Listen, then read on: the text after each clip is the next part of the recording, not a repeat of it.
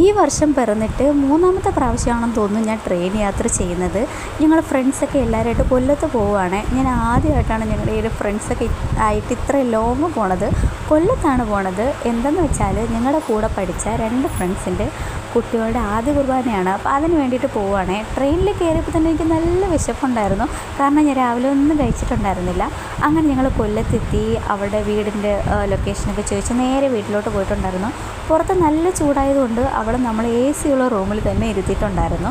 അങ്ങനെ അവൾ നമുക്ക് ജ്യൂസും കാര്യങ്ങളൊക്കെ കൊണ്ട് തന്നിട്ടുണ്ടായിരുന്നു. അങ്ങനെ ഞങ്ങൾ ജ്യൂസൊക്കെ കുടിച്ചുകൊണ്ട് നിന്നപ്പോഴാണ് അവൾ ഞങ്ങൾക്ക് വേണ്ടി വലിയൊരു സദ്യ തന്നെ റെഡിയാക്കി വെച്ചിട്ടുണ്ടായിരുന്നു.